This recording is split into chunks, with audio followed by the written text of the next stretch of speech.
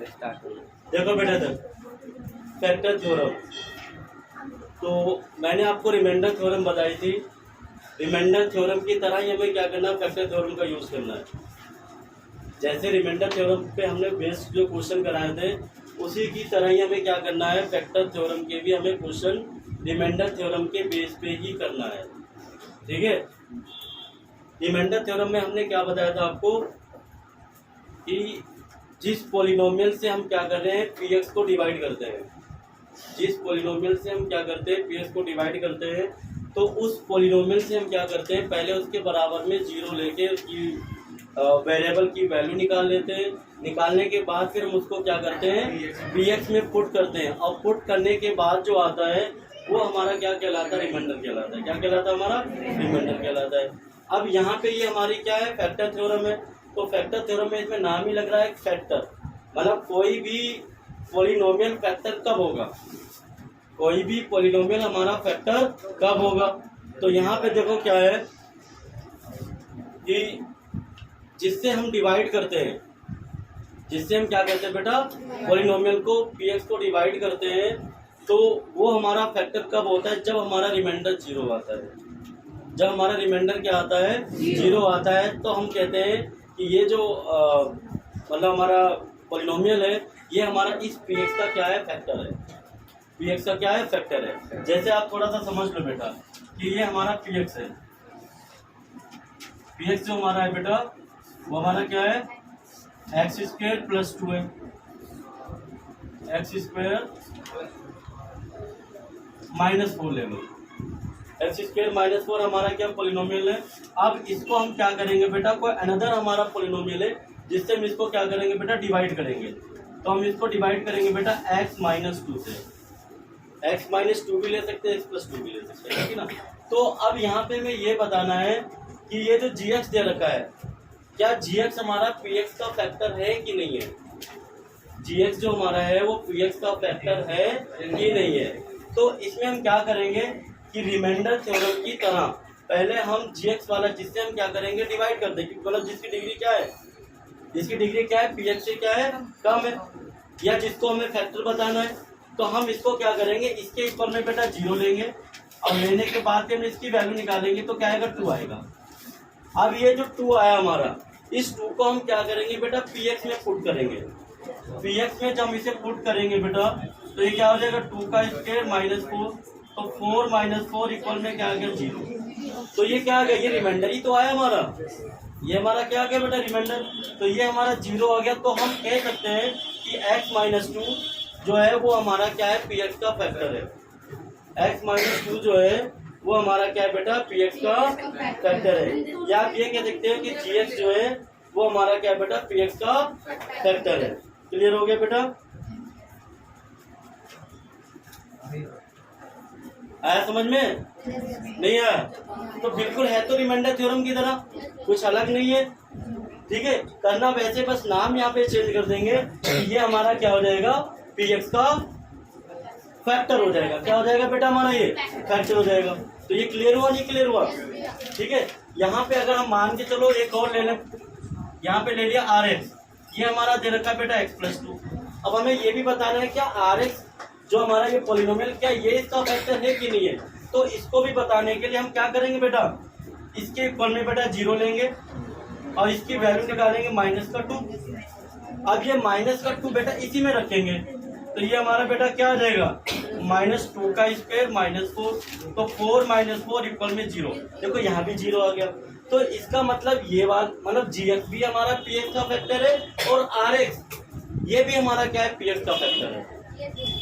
जी x भी P X का factor है और आर एक्स भी हमारा क्या है, पी एक्स का फैक्टर है, क्योंकि दोनों पे हमारी पी एक्स की वैल्यू क्या आ रही है, 0। क्लियर हो गया। तो यही हमारी क्या है, फैक्टर थ्योरम है, क्योंकि इसमें हमें ये बताना है कि ये इसका फैक्टर है या नहीं है। क्लियर हो गया, समझ में आया नहीं आया। एक इसमें देखो बेटा उल्टा होता है। उल्टा इसमें क्या है कि जैसे आपका कोई पॉलिनोमियल है बेटा, जैसे यही ले लो आप कि पी एक्स इक्वल टू आपका एक्स स्क्वायर माइनस 4 दे रखा है, पी एक्स इक्वल टू क्या, एक्स स्क्वायर माइनस 4। अब आपकी P2 पे वैल्यू क्या आ गई, 0 आ गई। जब आप इसमें आपने 2 रखा यहाँ पे, जब आपने इसमें यहाँ पे क्या रखा बेटा 2, चलो अभी मैं रख के दिखा दे रहा हूँ। 2 का स्क्वायर अभी वैसे तो कर चुका हूँ ये, 4 - 4 ये क्या हो गया 0 आ गया। तो 2 पे इसकी वैल्यू बेटा 0 आ गई। तो हम यहाँ पे लिख सकते हैं, क्योंकि यहाँ पे हमारा वेरिएबल क्या है बेटा x है, यहाँ पे वेरिएबल हमारा क्या है बेटा x है, ठीक है ना। तो हम यहाँ पे कह सकते हैं कि x - 2 is a factor of px, is a factor of px। ये क्लियर हुआ नहीं क्लियर हुआ?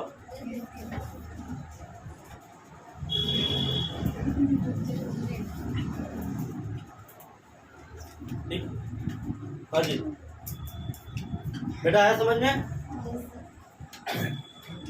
नहीं आया समझ में? तो यहाँ पे मैंने क्या बताया कि अगर 2 पे हमारी वैल्यू 0 आ रही है तो 2 क्या है, 2 हमारा x का ही तो मान है ना, x की तो वैल्यू है। तो यहाँ पे हमारा क्या हो जाएगा, 2 के साथ साइन चेंज कर दो, मतलब जब इसको हम x के साथ लेके चलेंगे तो जो हमारे 2 के आगे का जो साइन होगा, अगर 2 के आगे प्लस होगा तो माइनस आ जाएगा, माइनस होगा तो प्लस आ जाएगा। तो वो हमारा क्या कहलाएगा बेटा, फैक्टर कहलाएगा। क्या कहलाएगा हमारा, फैक्टर कहलाएगा। दोबारा देख लो, एक और एग्जांपल ले लो। जैसे हमने ले लिया px इक्वल टू बेटा हमारा क्या दे रखा है, x + 3 दे रखा है।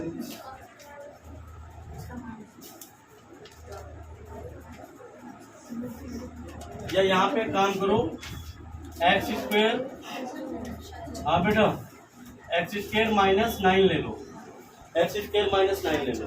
तो यहाँ पे आपने क्या रखा कि जैसे आपने 3 रखा यहाँ पे, तो जब आपने 3 का -3 लिख लो बेटा, -3 रखा तो यहाँ पे क्या हो जाएगा, -3 का स्क्वायर -9, तो 9 - 9 तो क्या आ जाएगा बेटा 0, क्या आ जाएगा हमारा 0। तो अब यहाँ पे आप लिख सकते हो कि x + 3 is a factor of px। px मतलब वही x² - 9। क्लियर हुआ नहीं क्लियर हुआ? ये उल्टा हो रहा है कि अगर आपको ये चेक करना है कि x + 3 जो है वो px का फैक्टर है कि नहीं है, तो इसका मतलब p - 3 क्या आना चाहिए 0। अगर ये फैक्टर है तो p - 3 0 आएगा, और अगर p - 3 आपका 0 दे रखा है तो x + 3 इसका क्या हो जाएगा, फैक्टर हो जाएगा। कुछ पल्ले पड़ा, आया समझ में? ठीक है, तो इसको थोड़ा सा आप लिख लो, लिख लोगे तो आपको समझ में अच्छे से आ जाएगा।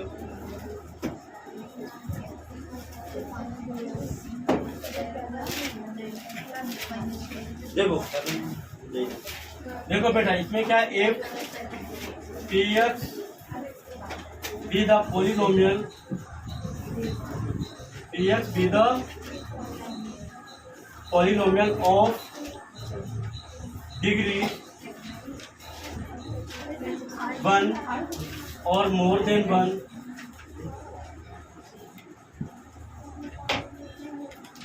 or more than 1, and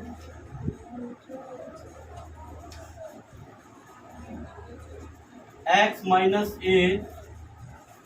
is the factor of px. x - a is the factor of px if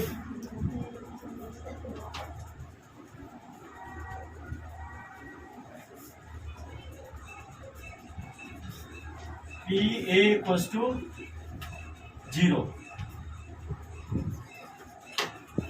if pa equals to 0।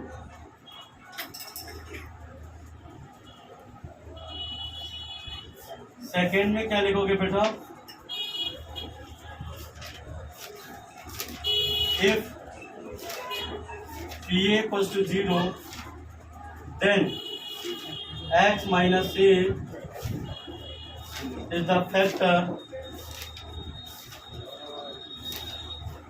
of dx।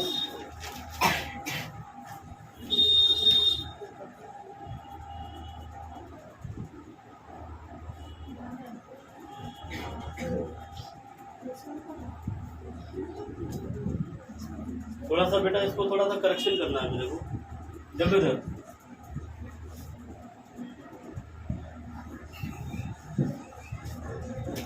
यहाँ पे थोड़ा देखो मैंने क्या लिखा है, if px be the polynomial of degree 1 or more than 1, मतलब P x हमारा एक पोलिनोमियल है जिसकी डिग्री एक या एक से क्या है बेटा ज्यादा है।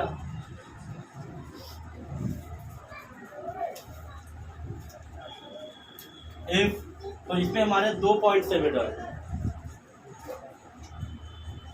If x minus a is the factor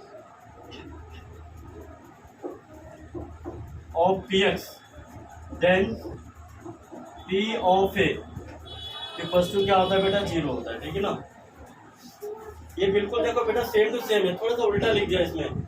इसमें क्या है कि अगर हमारा x minus A P X का फैक्टर है तब पी ए क्या होता है 0 होता है, और अगर पी ए इक्वल्स टू 0 है तो इसका मतलब क्या हो जाएगा कि x माइनस ए क्या है पी एक्स का फैक्टर है।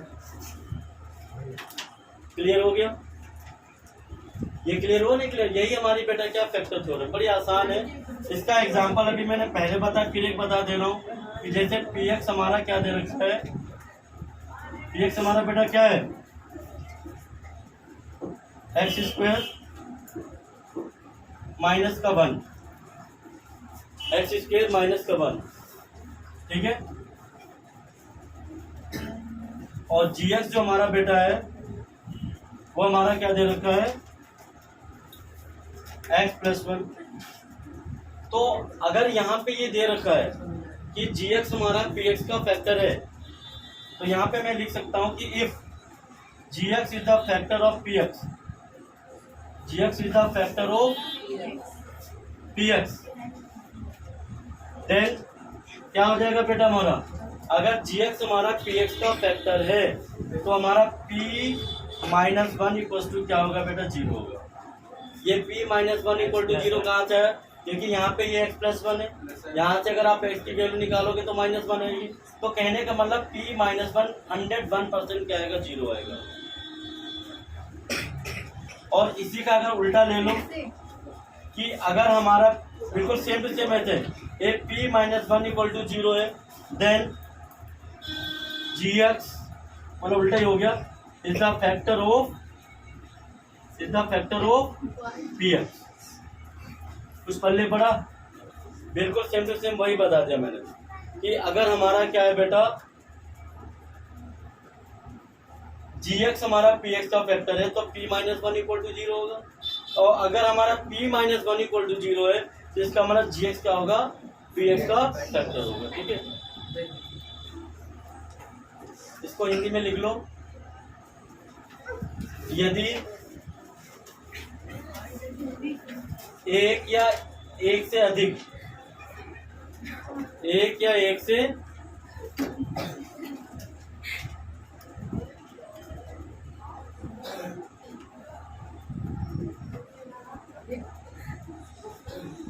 घात का,